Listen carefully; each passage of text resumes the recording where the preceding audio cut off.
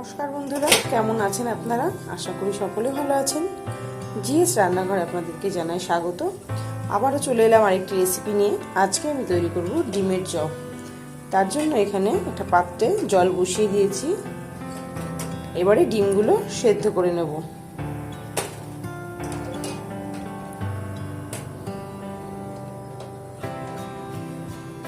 ফিরে এলাম কিছুক্ষণ পর।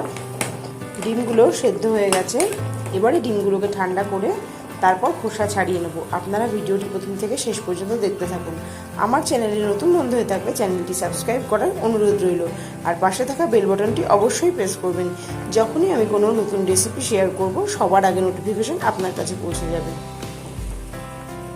ডিমগুলো খোসা ছাড়িয়ে মাঝখান থেকে কেটে নিয়েছি, আর এখানে নিয়েছি সেদ্ধ করা আলু। এখানে আমি আলুগুলো আগে থেকে সেদ্ধ করে খোসা ছাড়িয়ে নিয়েছি। আর এখানে আছে কাঁচা লঙ্কা, রসুন কুচি আর গ্রেট করা আদা। আপনারা দেখতে থাকুন, আর বাকি উপকরণগুলো রান্না করতে করতে বলবো। এবারে চপের জন্য একটা ভাজা মশলা তৈরি করে নেব। ভাজা মশলা হিসাবে আমি এখানে দিয়ে দিচ্ছি গোটা ধনে, গোটা জিরে আর দুটো গোটা শুকনো লঙ্কা। এগুলোকে লো ফ্লেমে খুব ভালো করে ভেজে নেব।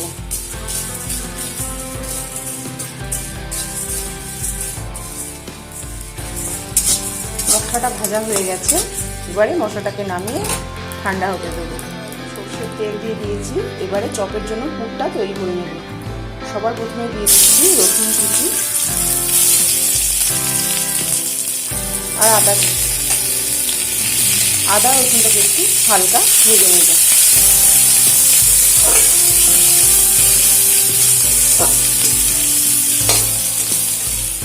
কাঁচা লঙ্কা কুচিটাও আমি দিয়ে দিলাম এর মধ্যে। ঝালটা অবশ্যই আপনারা আপনাদের পরিমাণ মতন ব্যবহার করবেন।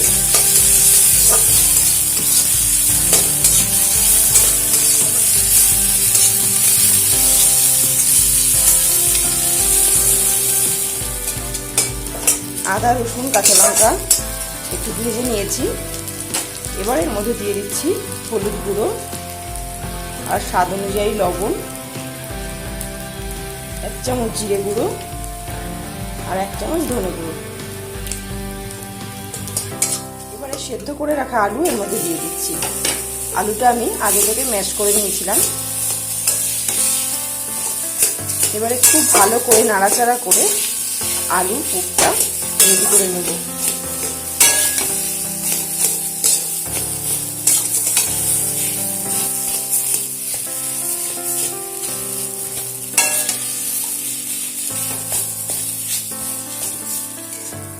ফিরে এলাম কিছুক্ষণ পর।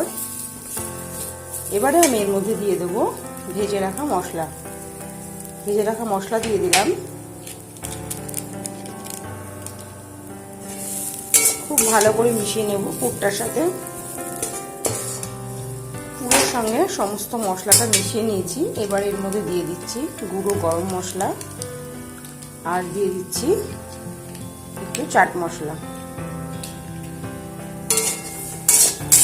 আবারও ভালো করে মিশিয়ে নিচ্ছি। পুর কিন্তু একদম তৈরি হয়ে গেল। এবারে পুরটাকে একটা পাত্রে নামিয়ে ঠান্ডা করে নেব।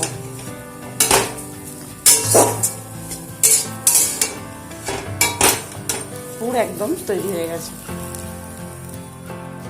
পুর ঠান্ডা হয়ে গেছে। এবারে এখান থেকে এক টুকরো করে ডিম নিয়ে এবারে পুর দিয়ে ভালো করে চপের শেপ দিয়ে নেব।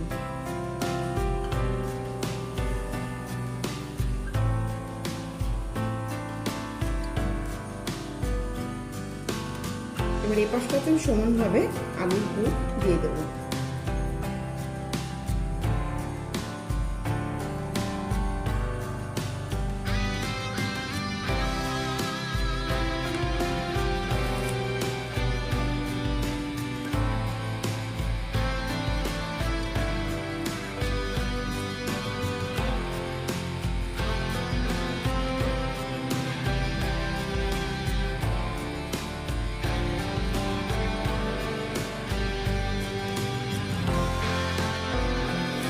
ভেজে এরকম ভাবে প্রত্যেকটা চপ গড়ে নেব।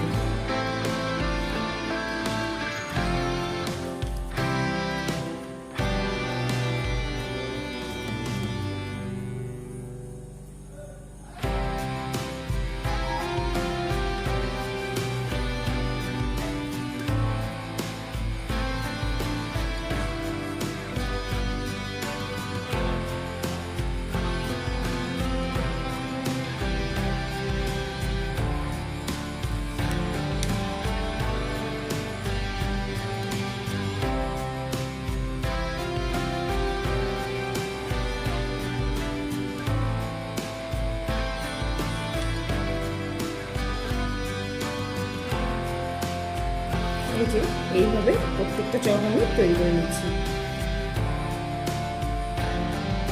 এইভাবে প্রত্যেকটা চপের শেপ দিয়ে নিয়েছি। আর এখানে একটা ডিম ভালো করে ফেটিয়ে নিয়েছি, আর এখানে নিয়েছি বিস্কুটের গুঁড়ো। এবারে ডিমের ব্যাটারে ডুবিয়ে বিস্কুটের গুঁড়ো দিয়ে কোট করে নেব।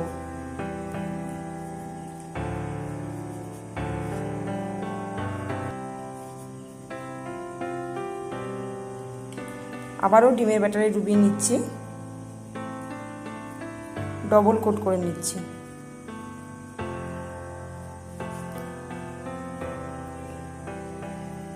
এই যে এইভাবে প্রত্যেকটা ডিমের ব্যাটারে চুবিয়ে দুবার করে বিস্কুটের গুঁড়ো দিয়ে কোট করে নেব।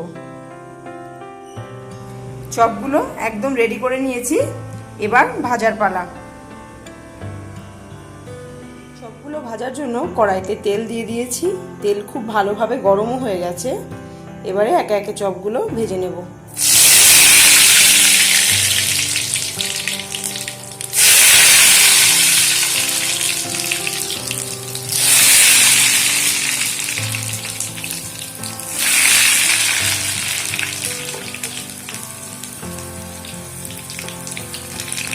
এই সময় গ্যাসের ফ্লেমটা কিন্তু একদম কমিয়ে দিতে হবে, হালকা আছে এগুলো ভাজতে হবে।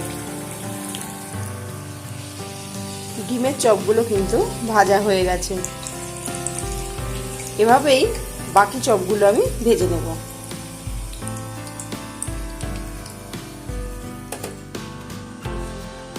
ডিমের চপ বা ডিমের টিফিন একদম তৈরি। সন্ধ্যাবেলা চা কিংবা কফির সঙ্গে কিংবা বাড়িতে অতিথি এলে আপনারা কিন্তু এই ডিমের চপের রেসিপিটি বাড়িতে একবার হলেও ট্রাই করতে পারেন। আশা করি সকলের ভালো লাগবে। আমার আজকের রেসিপি কেমন লাগলো আপনারা অবশ্যই জানাবেন। ভিডিওটি ভালো লাগলে শেয়ার করবেন। নিত্য নতুন রেসিপি পেতে আমার চ্যানেলটিকে সাবস্ক্রাইব করতে ভুলবেন না। আজকের মতো শেষ করছি এখানে, আবারও হাজির হয়ে যাব নতুন কোনো রেসিপির সাথে। ততক্ষণে ভালো থাকবেন, সুস্থ থাকবেন। ধন্যবাদ।